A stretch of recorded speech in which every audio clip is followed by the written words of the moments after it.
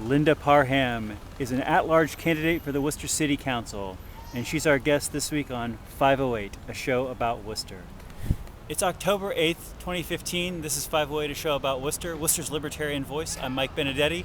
Also on the show today is Brendan Melican. How are you? Good. You're laughing that we're Worcester's Libertarian Voice, but we are, man. Every There's nobody week else. I try and figure out how we became that. I don't know that. There's nobody else. That's why. Yeah. And Linda Parham is on the show. Hi, Linda. How are you doing? Hello. Nice to be here. Thank you for having me. Well, it's great to have you back on the show. You were on the show about maybe 5 or 6 years ago, and it's great to have you back.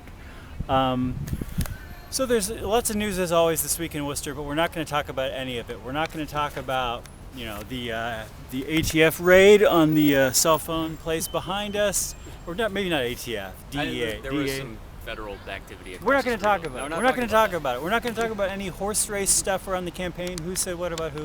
We're just going to talk about the issues. And we got this sheet of questions we've been asking everybody. Linda, we're going to ask you these same questions. Mm-hmm. All right. Oh man, you're prepared. Okay. I'm not really, but I'm gonna pretend. So the first question is, why are you running for city council? Well, there's a variety of reasons that I'm running for city council. I've been in this city for 18 years, and when you've been in a city for 18 years and you look back and you see that it is not moving forward for the betterment of everyone in the community, I was raised to get involved and to participate.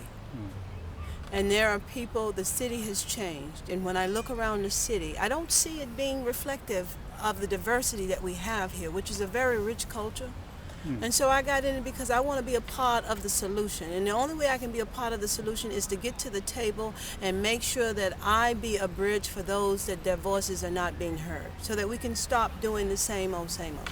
So the second question we always ask people is, how have you been active in Worcester public life up until now? Because some people, you know, they go from leading a regular life and they are on plenty of boards and commissions, and then they go to the city council. Other people just come right out of whatever they're doing going to the city council. I know you're involved in a lot of stuff. How I've been involved? Well, first of all, let me just go back and tell you. When I came here 18 years ago, I have lived experience. Okay. I was homeless. Okay. I was homeless, and it was not because I was on drugs or alcohol, anything like that. And it's not that that we condemn people for if they do have any of these issues, but it was because I didn't understand the system. I needed to get involved and understand the system. So I went back to school here, but I've been actively sitting on boards I've been engaged in the civic engagement, sitting on boards. I've worked on people campaign. I've been out into the community. I'm an advocate for those that when they can't find their voice. Mm-hmm. I helped them find their voice, because how I was able to help myself was I asked people questions. And so I work with a lot of the immigrant and refugee population here. I'm actively engaged in trying to get people out to see the importance of getting out to vote, that your vote counts. People think that their one little vote doesn't count. I said, well, think about it like this. If you take 10,000 people and they all vote, that's a power right there. And to make us think, as opposed to individualistically, think collectively. So that's what I've been. I've been in the community advocating. I sit on boards. I still volunteer. Even when I came off the Elder Affair Board over the senior center, I go over there and I volunteer, because I feel as though that they still have something to offer to the community. And especially with our youth and young adults. But my biggest thing is champion. I've been an activist. I come out of civil rights. That's what I know. Okay, so the first policy question we want to ask is about housing. It's, do we have enough housing in the city of Worcester? And if not, what should the city council do about that?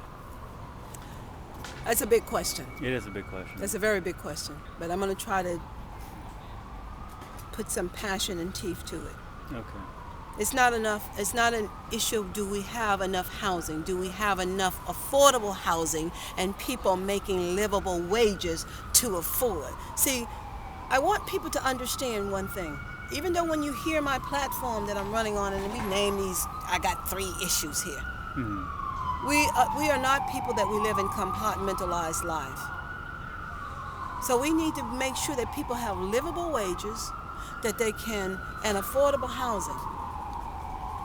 And we need to begin to address and tie this into those individuals that slumlords. Let me just say that. Okay.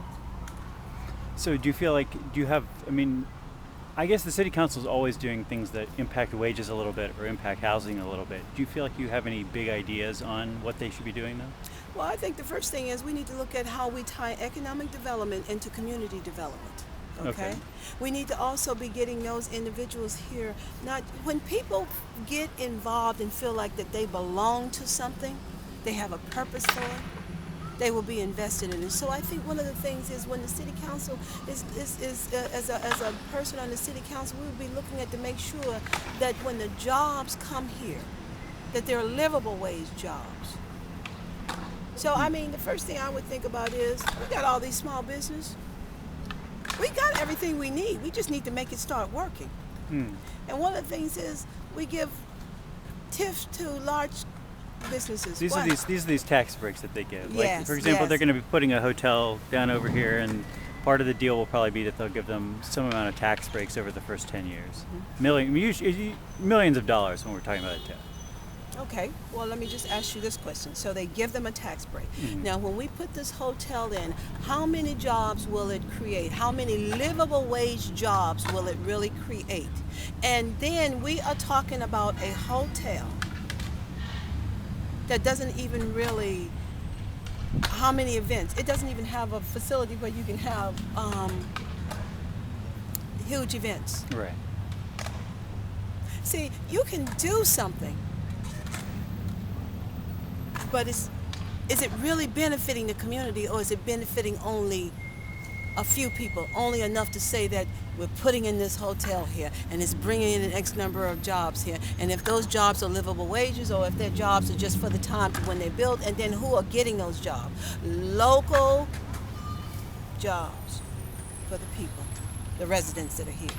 See, I'm not against bringing in hotel. What I am against is bringing those inside here that don't necessarily add to the value, the health, and the economic development and the community development of the residents that are here. And then giving them a tax break. And giving them a tax break. And get this, and when they're finished, because they know the law, they got their big wheels, they pack up, they do what they have to do, and they're gone.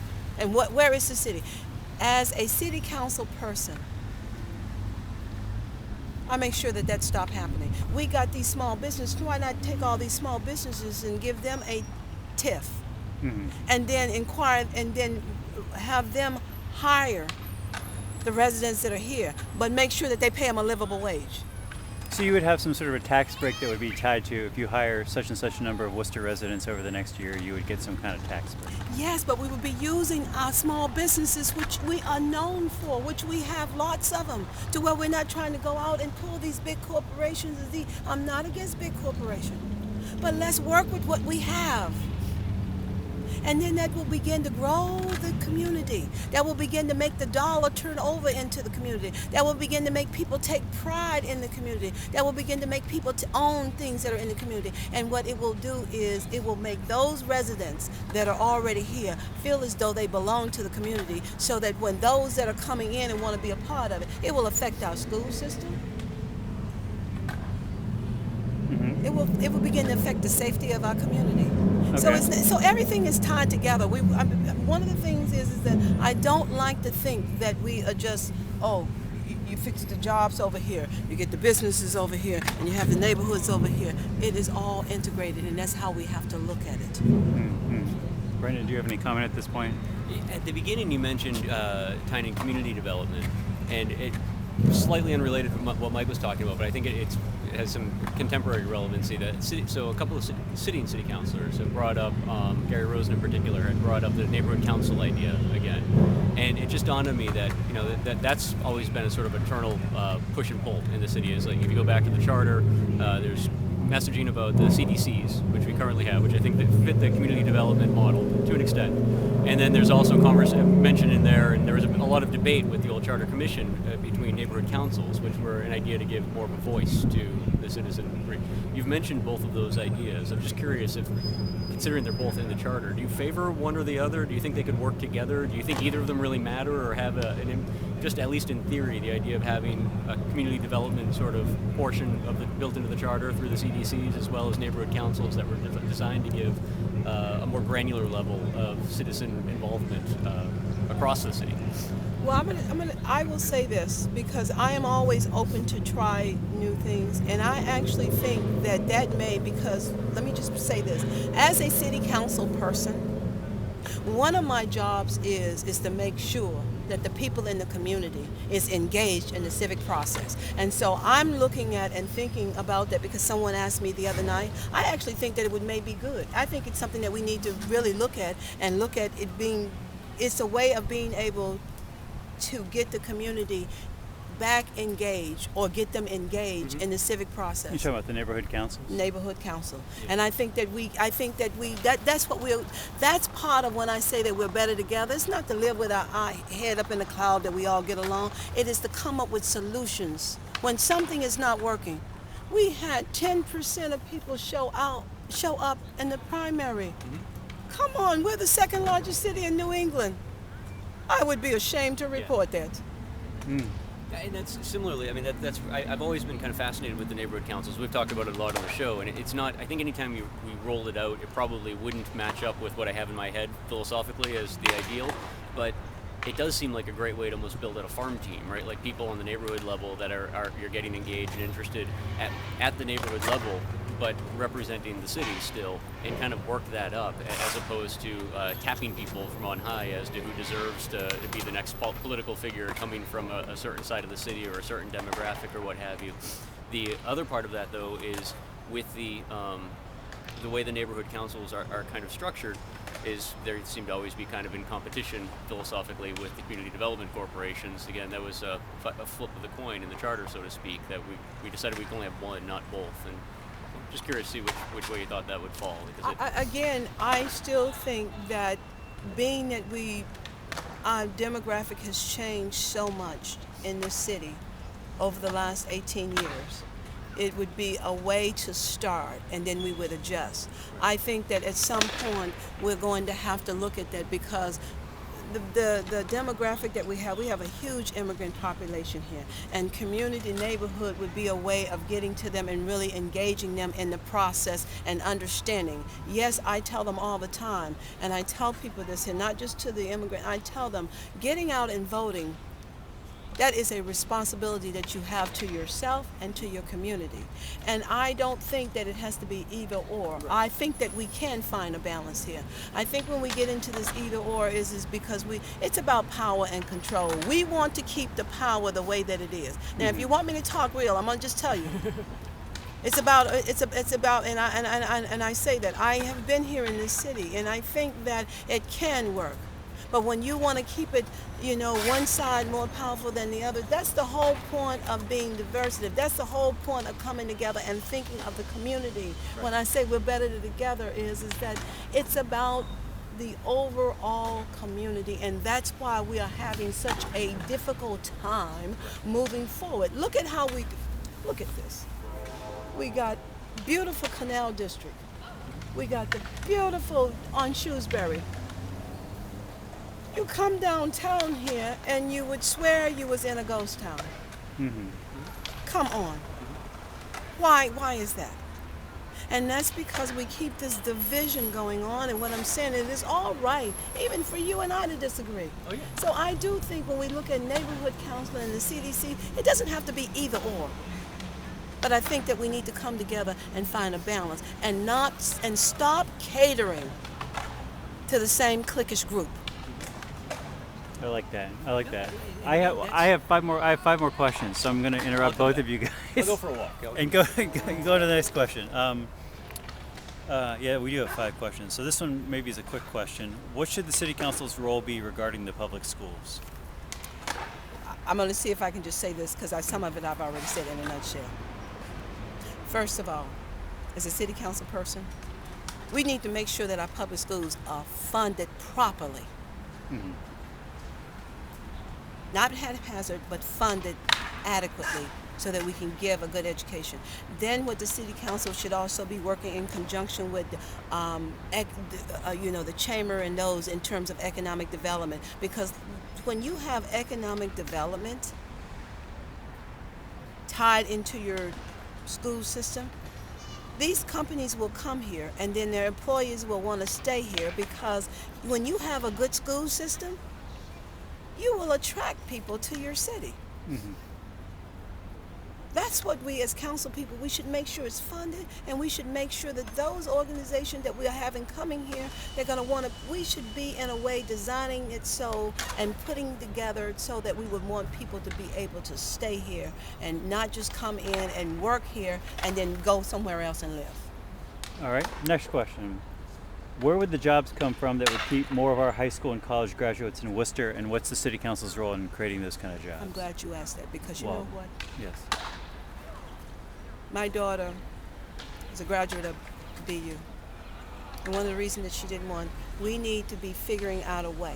She didn't want to stay here because we have not figured out a way to be able to harness this intellectual talent that we have. We have, 9 universities here? 35,000 roughly students every 4 years. We should be tiring these students in. Remember I said give the small business, this is just off the top of my head, give the small businesses a tip. But many of these small businesses, let's say for instance, when you go down Main Street, they're made up of immigrants. Most of these people have started these businesses by working very hard at other jobs and started a business. Why not take some of these young people that are in these colleges and create an incubator to give them jobs, to be able to help these small businesses develop marketing plans, develop business plans. There's all sorts of ways to be able to do this, and then have some of these businesses that are coming in here, like when I say giving these small business tips, hire these high school kids and begin to teach them basic skills,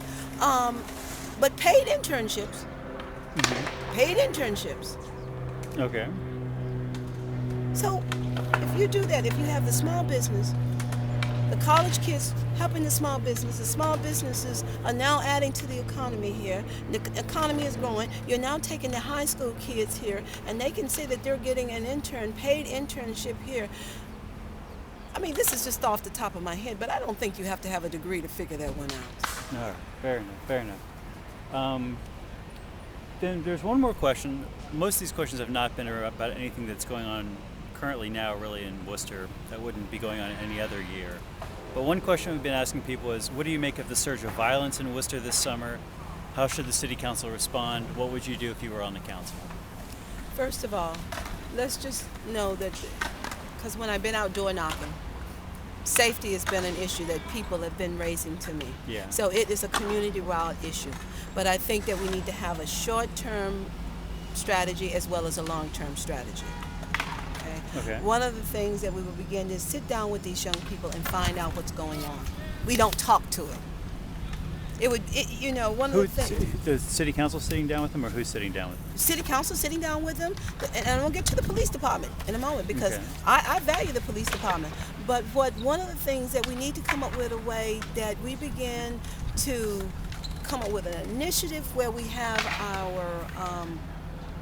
a lot of our policemen don't live in the city. They don't live in the neighborhood.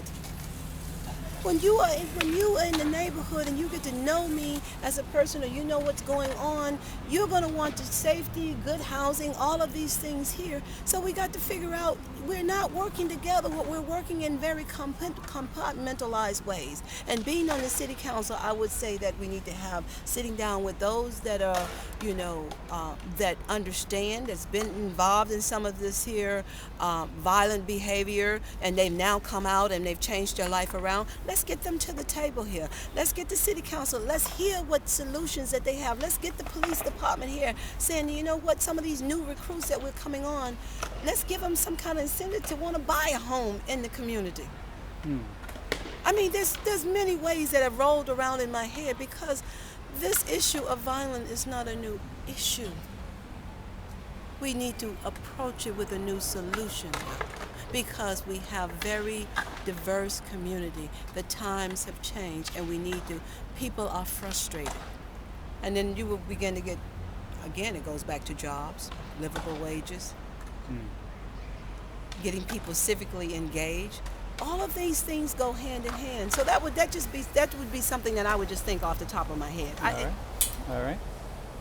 Brendan, any you were talking a bunch before. Do you have anything else No, to say? well, you just mentioned too about. I'm always torn about the idea of mandating people live in the city if they work here, because that's a tough one, both legally, but also I think ethically it's hard to force somebody, because you never want to limit your employee pool or whatever the case may be. But that said, there's got to be a way to incentivize, because I mean, I've always said it on the show a bunch of times. I have a hard time when we talk about strategies like neighborhood policing, but when that doesn't involve people who actually live in the neighborhood, because then it's not really your neighborhood that you're policing, and I think the term doesn't change, but it takes on a completely different meaning and tone if you don't have folks who are living in the neighborhood, who really know the neighborhood, are the ones who are doing the policing of the neighborhood. And in a weird way, communities tend to do that on their own with or without authority figures, having authority figures that are part. And we used to do that in the city. I'm not sure if they're still out there, but we used to offer, I believe it was all members of public safety, housing in public housing for free, if they would take it up. And I had one friend who was a Worcester police officer that lived in housing at the bottom of May Street, where it comes into Pleasant Street. Oh, And lived there for years. And I mean, he was from the neighborhood, so for him it was just a great deal. And and he basically got free housing out of it. I think it was a grant program that the city took advantage of, or it might have been part of something through the public housing system that was put out there. But it was one of those things that, I get it, there's probably going to be a lot of men and women that come through with the police academy that their ideal situation when they start getting that check is not to go live in public housing. But I can give you at least one example of somebody who did, and I have to imagine having a young, fresh police officer living in that complex had some impact on the complex. Of course. If you can do that just once, it's kind of worth talking about. I mean, it might not be something that's going to change the world overnight. It's not going to change the city overnight, and you might not get it to scale to the degree where it's going to fix all of our problems. But again, just introducing the idea of having members of law enforcement living in the neighborhoods they're most likely to be called to engage with. It's game changing. I think again, this is something that just rolled around in my head, because I can remember where I was raising my daughter when she was little. She would go into and this fits for education too. We would be in the supermarket, we would be in the bank. Oh, that's so and so, and they recognized, and she would have conversations. So therefore, she didn't look at the police as someone that was disconnected from him. Oh, because they were in her community. Yeah. She saw them and she knew them by name, so that even if she was doing something here, oh, I know not to do that because Officer so-and-so here, or even the teacher here, oh, that's Miss so-and-so, or that's Mr. so-and-so, they do class here and whatever. And then she would walk up to him and say, oh, hi, and have a conversation. That takes down a lot of barriers. Takes down a lot of barriers. Thank you very much. I got two more questions. These are probably the most important questions, maybe only to me. The first question is, how much can you bench? Well, the last time when I was exercising, I'm up to about 70 pounds. That's pretty good. That's pretty good. But that's with my legs. Bill Coleman's still holding the record. Bill Coleman, Bill Coleman.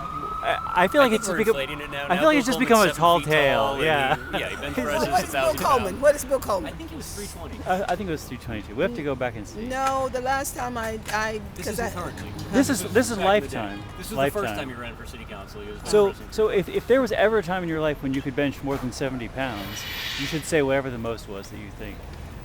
I'm still gonna, because I say somewhere between 70, maybe 80, but All right, fair enough. And then the second question was to ask you your favorite character on The Wire, the great HBO TV show about Baltimore. And you said you've seen The Wire, but you just haven't thought about it recently enough. I don't really think about it recently, and that's for personal reason, because my daughter was a film and television major, and I started and when she recently passed away in December, I started just tune out of things, don't like to think about things that, because film and television was her life. Yeah. And so, but it's a good show. It's a Yeah. good show because I like it, because it's about reality. It's Yeah. about many of the things that you were just asking me about. It is. It's an interesting thing. Brendan, you got anything else? Just real quick, and I mean, it's not really a question, it's just a comment, I guess, but when we were talking about the neighborhood councils, I mean, the thing that I was going for there is, ultimately I think we forget that before we went to a Plan E form of government, we had two councils in Worcester. We had the City Council and then we had the Common Council. And the Common Council had a representative from every ward in the city. I think it was 40 at the time. But that's something that I think the general public, because That was ancient history for most people. Don't realize that we actually had a much more granular level of representation under our own form of government, and that by changing it, the one thing we removed was the ability for neighborhoods to actually feel as though they had a voice directly to City Hall. And that's something that we haven't been able to figure out how to get back. And I don't have an answer to that one, Well, but it does seem like it's an important facet of the city, is being able to plug the neighborhood directly into City Hall. And that's one of the things where I say I want to be a bridge from City Hall, but I'm going to say this. I wasn't here when it was changed over from a Plan E. I have been looking at that, and I have looked at it, and I did study it, but that was by design. Remember, I said this whole thing is about power and control.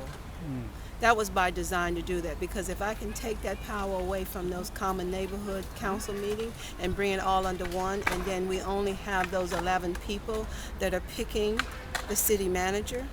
It's a lot easier to work the system if there's only 11 or 12 people there you you got to go. deal with. And you take all the power out of the people's hand. And that's one of the things that I would tell you where I'm up against the system here is I'm about putting the power back in the people's hand. It may get messy, but that's all right. That's the way that it is. So I want to respond by saying that was designed to do that. I agree. That was designed. And that's one of the nature when you study community development. You look at it. I was not here when the Plan E, but I can tell you based on that, that was designed to do that. And when you have just 11 people picking the person that speaks for everybody in the community, and the community don't have any say-so in there, you have what we have. You have 10% of the people turning up for election, and we're the third largest city in New England. It don't take a rocket scientist to figure out. It's about power and control. Well, Linda, thanks for being on the show. Good luck with the election. Yes, and what I want to say is when people see this, go out and vote for me on November the 3rd, okay? Very When nice. you invest in me, you're investing in the city of Worcester. Mike, if we've got 2 seconds left, I'd just like to point out, because it just dawned on me that 5 minutes before the show, I did just perform the Heimlich maneuver on somebody here on the plaza, and that's kind of cool. That doesn't happen with every show that we do. Yeah, it's happening more and more. But Brendan did, in fact, do the Heimlich on a guy who was choking on a piece of pizza. Good job. Fast acting. Thanks. Anytime you need the Heimlich, look me up. Brendan Milliken, our guest, Linda Parham. I'm Mike Benedetti. If you have any questions or comments, you can email me at pieandcoffee@gmail.com. We'll see you next week, Worcester. Thanks for watching.